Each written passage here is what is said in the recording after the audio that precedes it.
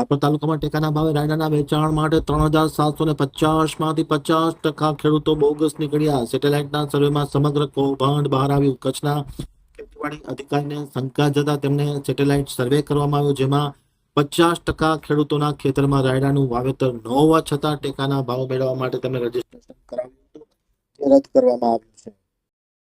ખાસ કરીને અલગ અલગ જણસોની ટેકાના ભાવથી ખરીદી કરવામાં આવી રહી છે. તેમાં કેટલાક પ્રકારના કૌભાંડો બહાર આવ્યા છે. સૌરાષ્ટ્રમાં જસદણ, વિછિયા અને આટકોટમાં આ કૌભાંડ બહાર આવ્યા બાદ હવે રાપર તાલુકામાં પણ ટેકાના ભાવે રાયડાની વેચાણ માટે 3,750માંથી 50% બોગસ ખેડૂતો સેટેલાઇટના સર્વેમાં બહાર આવતા આખું કૌભાંડ મસમોટું બહાર આવ્યું છે. મળતી વિગત અનુસાર રાપર તાલુકાના ટેકાના ભાવે રાયડાના પાકના વેચાણ માટે નોંધાયેલા 3,750 ખેડૂતોમાંથી 50% કિસ્સામાં બોગસ ખેડૂતો નીકળતા ભારે ખળભળાટ મચી જવા પામ્યો છે. અમુક વેપારીઓએ કિસાનો પાસેથી રાયડો ખરીદી કર્યા બાદ જે તે કિસાનોએ વાવેતર ન કર્યું હોય તેઓના નામે ટેકાના ભાવે વેચાણ માટે ઓનલાઈન નોંધણી કરાવી હોવાનું બહાર આવતા ભારે ખળભળાટ મચી જવા પામ્યો છે. આ વખતે કડક નિયમો સાથે સેટેલાઇટના ઉપયોગથી સર્વે કરવામાં આવી રહ્યો છે. તેમાં આ ભોપાળું ખુલ્લું થયું છે. પ્રાપ્ત થતી વિગત અનુસાર માર્ચ-એપ્રિલ મહિનામાં રાજ્ય સરકાર દ્વારા ખેડૂતોને પોષણક્ષમ ભાવ મળે તેવા હેતુ સાથે દર વર્ષે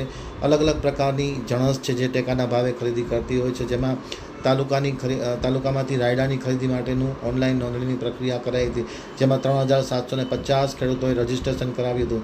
બાદમાં સરકારને શંકા જતાં તપાસ કરવામાં આવી હતી. જે તે વિસ્તારમાં કોઈ દિવસ રાયડો ઉગ્યો જ નથી તેવા વિસ્તારમાં ખેડૂતોએ રજીસ્ટ્રેશન કરાવ્યું હોવાનું સામે આવ્યું હતું. પરિણામે સેટેલાઇટ દ્વારા સર્વે કરવામાં આવતા જેમાં કુલ 3,750માંથી સેટેલાઇટ દ્વારા સર્વે કરવામાં 1,649 ખેડૂતોના ખેતરમાં રાયડાનું વાવેતર જોવા ન મળ્યું હતું, જેથી ખેતીવાડી વિભાગ દ્વારા 3 દિવસની મુદત આપી રદ થયેલા 1,649 ખેડૂતોને આધાર પુરાવા રજૂ કરવા મહેતલ આપવામાં આવી. તેમાં મોટાભાગના ખેડૂતોએ સ્વીકાર્યું હતું કે તેમણે રાયડાનું વાવેતર કર્યું નથી અને બારોબાર ઓનલાઈન રજીસ્ટ્રેશન કરાવ્યું હોવાની વાત તેમણે સ્વીકારતા આખું કૌભાંડ બહાર આવ્યું છે અને 50% જેટલા ખેડૂતો બોગસ નીકળ્યા હોવાનું સપાટી પર આવ્યું છે. ખાસ કરીને કચ્છના ખેતીવાડી અધિકારીએ આ સમગ્ર ઘટનાની તલસ્પર્શી તપાસ કરીને ભોપાળું બહાર કાઢ્યું હતું.